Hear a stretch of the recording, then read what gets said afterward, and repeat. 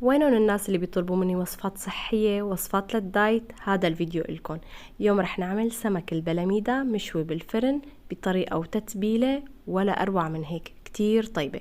كونه هذا السمك ناشف جدا ونسبة الدهون فيه شبه معدومة، فهذا أفضل نوع ممكن تعتمدوه للدايت. وأيضا يعتبر وجبة مثالية للرياضيين بسبب احتوائه على نسبة بروتينات عالية جدا بتساهم على بناء العضل وبتشعركم بالشبع لمدة طويلة. عندي هون سمك البلاميدا منظف كتير منيح. طلبت من بياع السمك يقطع راس السمكة ودنبها ويفتحها من بطنها بهي الطريقة. طبعا السمك اللي عندي فريش مانو متلج. بنشفه من السوائل يلي بقلبه كتير كتير منيح لحتى يشرب التتبيلة بشكل كتير منيح، وهيك ما بيزنخ معنا نهائيا. بعمل فيه تجريحات بالسكين بهي الطريقة من كل طرف. ونصيحة مطبخية على السريع، إذا بدكم تقطعوا السمك على لوح التقطيع فيفضل تحطوا ورقة زبدة أو ورقة نشاف، هيك ما بتزنخ معكم الدفة وبصير بدها جلية سريعة وخالصين. بجهز للتتبيلة.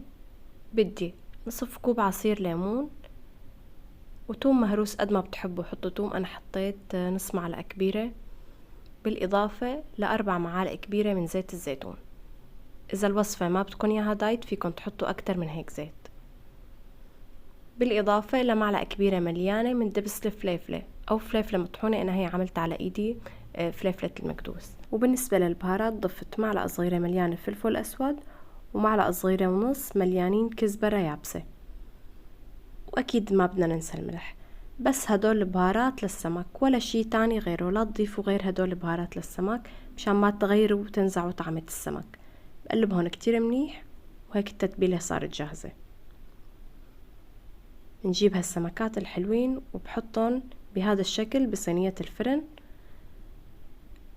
بجيب هالتتبيلة اللي عملتها وبدهن فيها السمكة كتير منيح، وبحاول ادخل التتبيلة لقلب الشقوق يلي عملتها بالسمكة بهذا الشكل.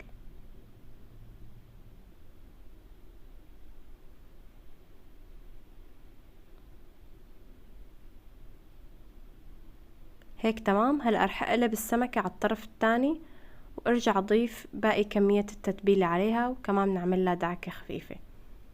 فيكن تخلوها على الوش تبع الجلدة، بس انا نصيحتي لكم انه تعملوها مثل ما انا عملتها، بتطلع اطيب.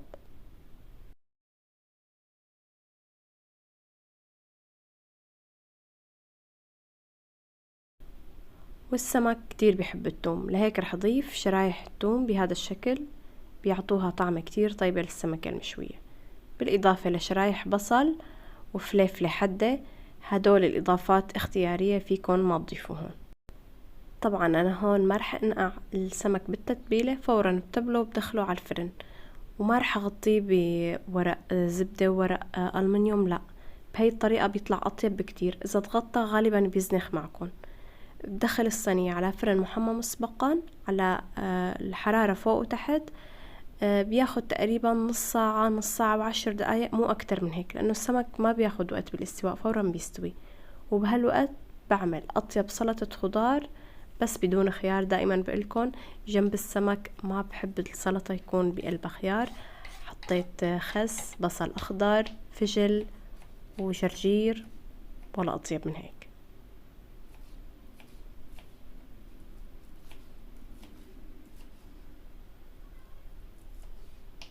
تعرفوا هاي الفقرة لازم خليها بدون شرح.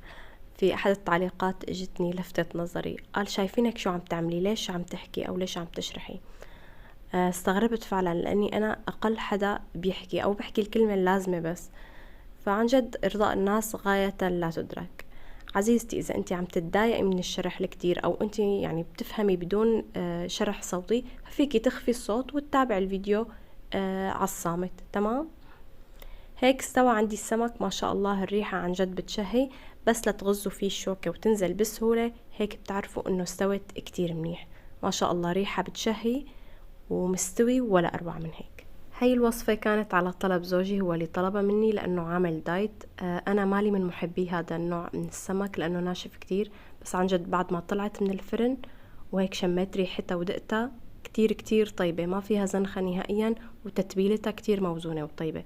بنصحكم تجربوها على طريقتي. بس أنا ما بقدر أكلها ناشفة، عملت جنبها صوص حمض وثوم وزيت، ويا سلام. ولا أطيب من هيك. إذا برنامجكم يلي متبعينه فيه نشويات، بإمكانكم تعملوا جنبها رز مسلوق أو بطاطا مشوية يلي بتحبوا. وهيك بتكون خلصت وصفة اليوم. بتمنى أنه تكون نالت إعجابكم. خبروني إذا بتحبوا نعمل كمان وصفات للدايت. بشوفكم فيديو جديد. السلام عليكم.